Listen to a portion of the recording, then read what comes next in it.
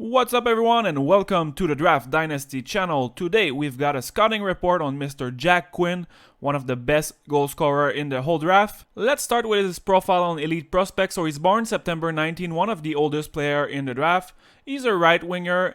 Here they're saying he's 5'11", but if you go on the team website here, they're saying he's 6'1". So I'm thinking maybe he is taller than that, and even with the eye test, he looks a bit taller than that. So I would say 6'1" is more accurate. Oh, he's a bit of a late bloomer. He grew a couple of inches during the year, 176 pounds. Now, if we take a quick look at his stat, so the first thing you're gonna notice, he only had 32 points last year, and this year crazy progression, 52 goals and 89 point total. One of the reasons why I think he didn't have a great season last year is because the team was very good, so it was hard for him to get decent ice time. He probably was not playing on the power play as well compared to this year where he's getting the first power play, and it's a very good power play. I think it's the 5th best power play in the whole CHL, so of course it's gonna help with the production, overall production, getting more point on the power play. Another reason is that he grew this year. He's gotten bigger and stronger. For sure this helps a little bit. In the end, I think it's a player that we need to be very careful when we evaluate him. First of all, one of the oldest players in the draft. He didn't have a crazy good season last year, and this year he's playing on an insane team.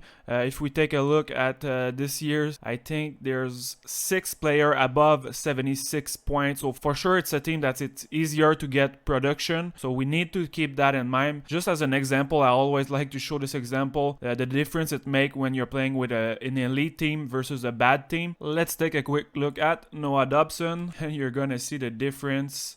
28 games, only 16 points, minus 30, playing with Acadie batters, and after that he played with Rouyn-Noranda. So as you can see, same amount of game, but he doubled his production and he went from minus 30 to plus 40, and same thing in the playoff, 29 points and plus 28. So pretty crazy the difference it makes from a bad team to an elite team. And one last thing before we start showing some clip, and this is something that I saw a lot on Twitter, and people are saying, oh, Jack Quinn is simply the product of Marco Rossi, and this is not true. And to show you why it's not the case, there's a really nice site here that you can go, pick 224, simply click on pairing here, and you can enter goals Marco Rossi, and it's gonna show you all the guys that got assists on Marco Rossi's goals. So you can clearly see Joseph Gerefa 12 assists and Austin Keaton 16 assists. So those two guys were the primary line mates of Marco Rossi. Jack Quinn didn't even play with Marco Rossi other than the power play. Of course he got a little bit of help on the power play, but all in all he was not the product of Marco Rossi. And one last thing to keep in mind, Jack Quinn scored 34 goals at even strength, so he was leading all the CHL for goals at even strength. So yes, the power play helped, but still at even strength he was doing his thing. Alright, let's start the clips, and as always we're gonna start with the thing I like the most about his game. And for him, I'm sure if you're following the draft a little bit, you're gonna know what's coming next, and it's his shot. He's got an insane shot, and there's a reason why he scored 52 goals. It's because he can absolutely shoot it. For those that didn't saw it, I made a top 15 best shooter in the draft this year video last week, and I don't want to spoil anyone, but let's just say he is ranked really high on that list, so go take a look if you're curious where I put him.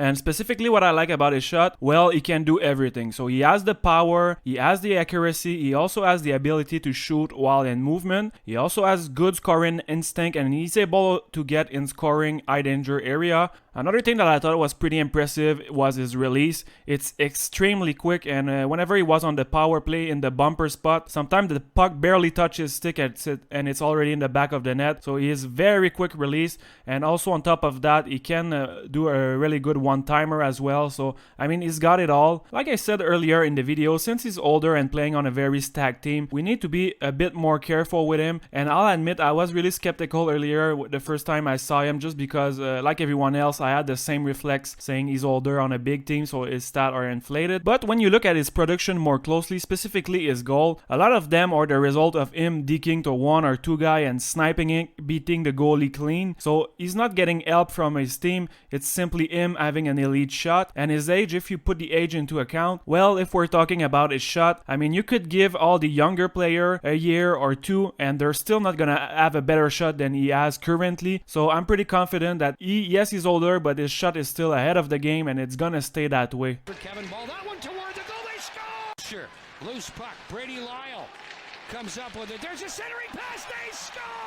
So obviously his shot is the main selling point with him. He's a pure sniper, a true goal scorer, and I think this usually translates pretty well to the NHL level. I mean, even right now I think he would have a pretty good shot in the NHL, and this makes him a very good candidate on the power play. He's a true goal scorer, and I think he's gonna have his place pretty easily. I'm confident he's gonna be able to play on the power play in a couple of years. And I think what makes him such a special elite goal scorer, yes, it's his shot, but not only that, he also has amazing instinct. So a lot of the goal you're gonna see, he has perfect timing. He goes in front of the net at the right time. He's gonna tip pucks in. He's gonna get rebound, and this is not a coincidence. Elite goal scorer just have this natural ability to get open at the right time, and they're good at finding loose puck in front of the net. Another thing that he's doing very well is he's taking high danger shot, a lot of them, and it's a lot easier to score whenever you're close to the net. So he's taking a lot of shot up close, and also in zone entries, he's gonna take the middle of the ice really often. So he's gonna fight his way back to the middle of the ice to be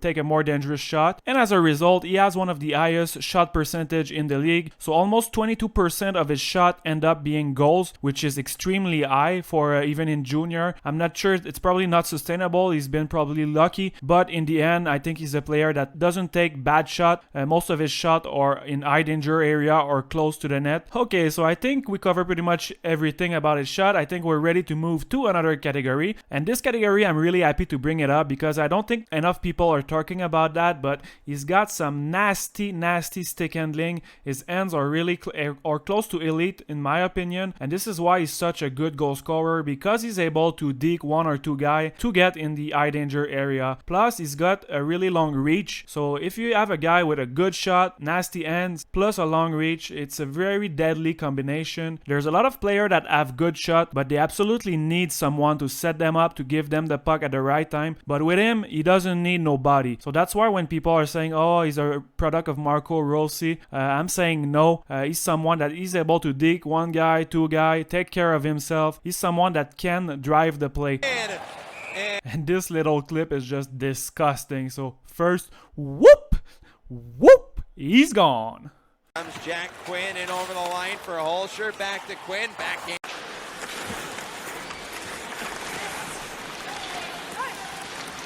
Puck is moved up smartly. Here comes Belanger. He scores! All down. Puck right in front of Richie. Here's Quinn moving in. Another thing that he's doing very well, it's his change of direction, and I'm gonna include that in the stick handling because ultimately he's winning a lot of one-on-one situation just by doing some quick turns with his shoulder, and he's hard to predict where he's gonna go. And for the Frontenacs. Yeah, he's only maybe this might be a second or third shift of the game. I said earlier in the video that he was very good at taking the center of the zone, going in high danger area, and one of the reasons he's able to do it, I think it's his very good stick handling. It seems really easy for him just to deke one guy and take the middle of the ice.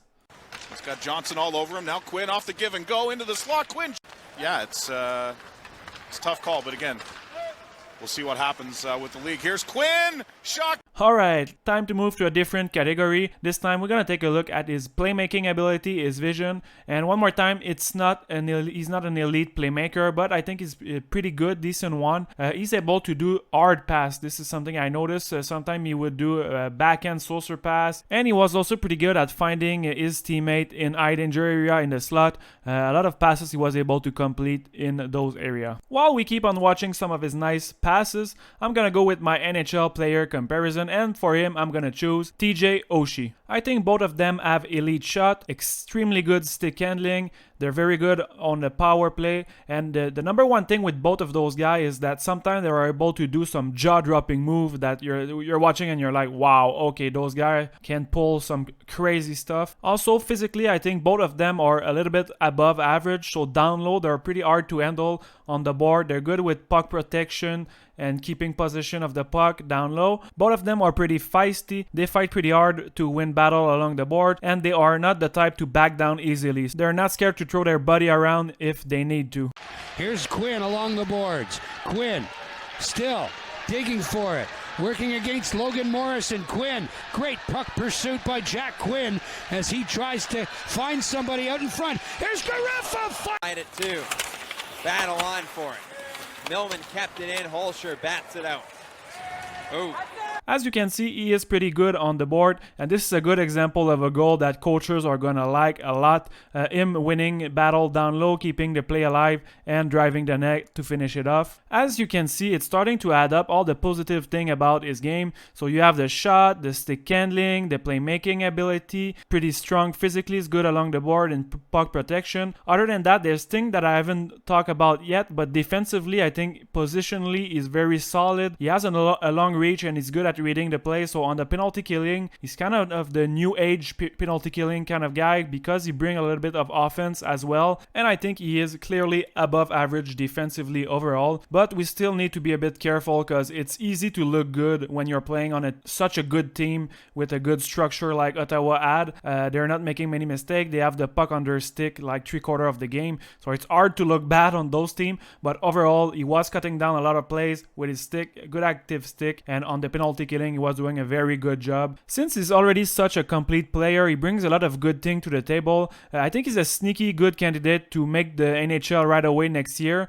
I think ultimately the best would be maybe to give him 1 extra year, but if he lands on a team that's not really deep on the wings and he has a good camp overall, he might have a chance to jump in the NHL right away. So this is something to keep in mind. Unfortunately, I'm running out of clips, so I'm gonna need to finish this one quickly. In terms of ranking, I think he's gonna be just outside my top 10, battling against guys like Anton Lundell and Holloway. Now, for things that I would like to see him improve, and this is nothing major here, it's me just nitpicking. I like his skating, his technique is really good, he has long stride, his top speed is good, he has nice agility. The thing is, when he goes at 100%, he's really fast, but I feel like most of the time he's just coasting or lurking around at 70% or 80% of what he can do. So I would like to see him empty the tank more often, and I think by doing so he's gonna be more consistent overall, and he's not gonna have like bad game where you don't see him that much. This is gonna be it for this video, and for the next one, please go in the comment below of this video. I'm gonna give you 3 choices, and whoever's the most popular is gonna be the next scouting report.